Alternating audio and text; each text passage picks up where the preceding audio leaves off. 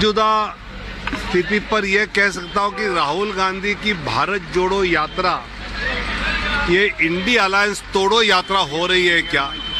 बंगाल में ममता दीदी को तोड़ा, यहाँ पर उनके प्रदेश अध्यक्ष अखिलेश सिंह का स्टेटमेंट पड़ा कि हम इनको डीसीएम करेंगे, उनको मतलब वो नीतीश को तोड़ रहे हैं क्या? ये पता नहीं चला कि राहुल गांधी जी की भारत जोड़ो है या इंडी अलायंस तोड़ो यात्रा है।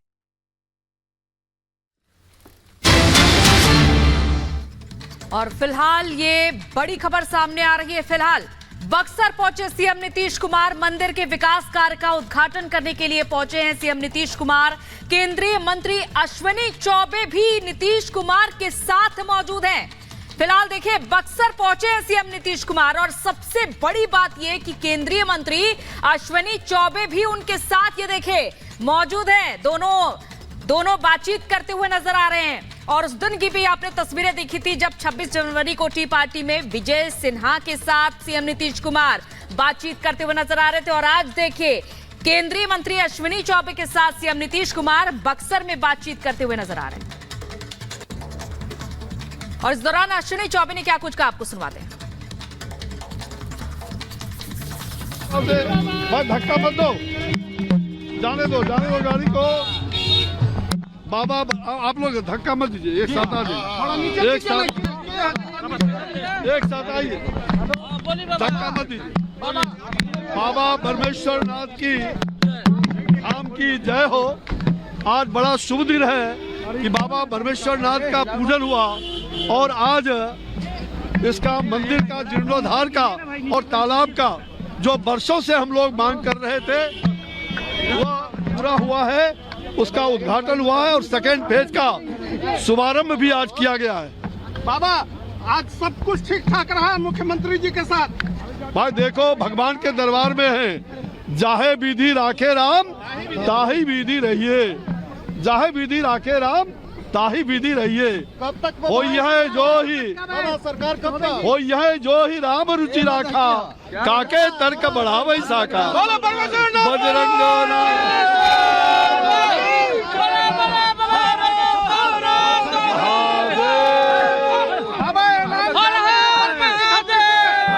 बक्सर की धरती से दूसरा ऐलान कि यहाँ भगवान राम की प्रथम कर्मभूमि में दुनिया की विशालतम मूर्ति श्री राम की और रामायण सेंटर बनने जा रहा है, उसका भी भूमि पूजन जल्दी होगा। बाबा क्या लगता है? अरे हो यह जो ही राम रुचि राखा, जाहे विधि राखे राम ताही विधि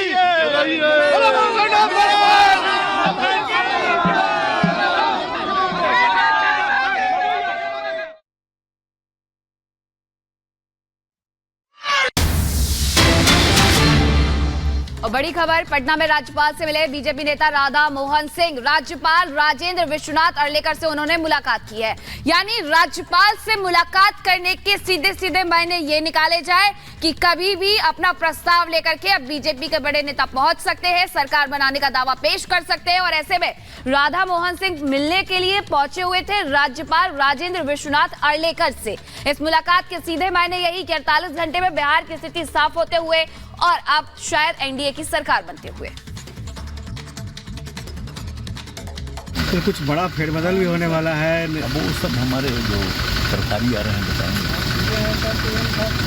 नीतीश जी फिर आप लोगों के साथ आ रहे हैं और एक बार कहे भी थे प्रदेश प्रभारी आज आने वाले हैं। तो कुछ बड़ा फेरबदल भी होने वाला है। अब वो सब हमारे जो सरकारी आ रहे हैं बताएंगे।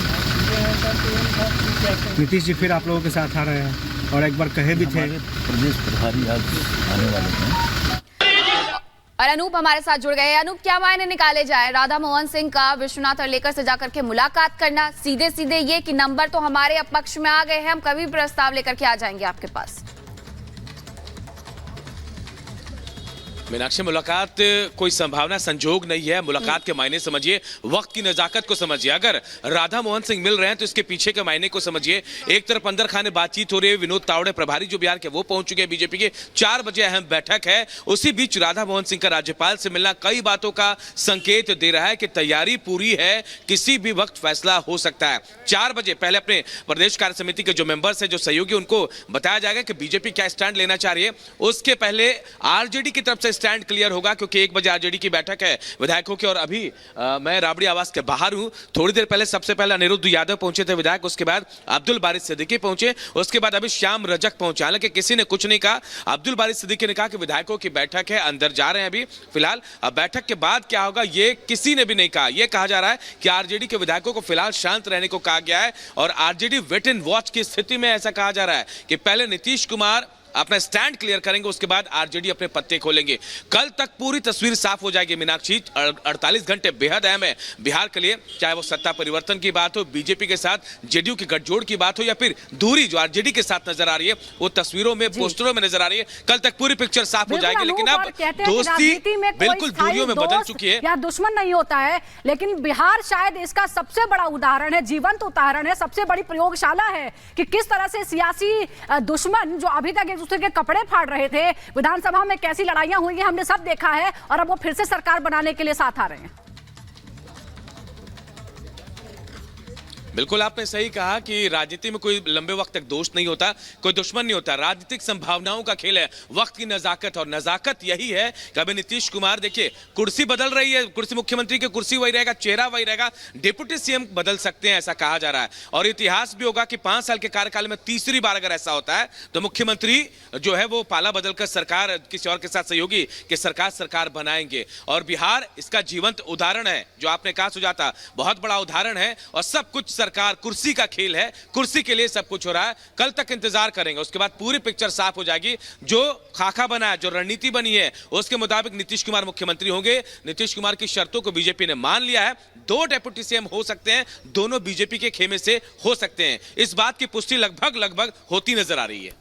फिलहाल ये सब कुछ वक्त के साथ साथ साफ हो जाएगा। अनूप बने रहिए आप हमारे साथ। इस बीच एक और बड़ी खबर आ रही है, जरा उसका भी रुख कर लेते हैं। बिहार के सियासी हालात पर बोले हैं चिराग पासवान कि बिहार में आगे क्या होगा जल्द ही पता चल जाएगा, ये कहना है चिराग पासवान का। क्योंकि धीरे धीरे कर तस्वीरें तो हमारे सामने आ ही रही है। अभी आपने थोड़ी देर पहले बक्सर से तस्वीरें देखी थी, फिर उसके बाद राधा मोहन सिंह की राज्यपाल से मुलाकात करना, तमाम तरीके के ये संकेत अब मिलते हुए दिखाई दे रहे हैं। और अब चिराग पासवान का ये कहना है कि आगे क्या होगा ये हम सभी को जल्द ही पता लग जाएगा।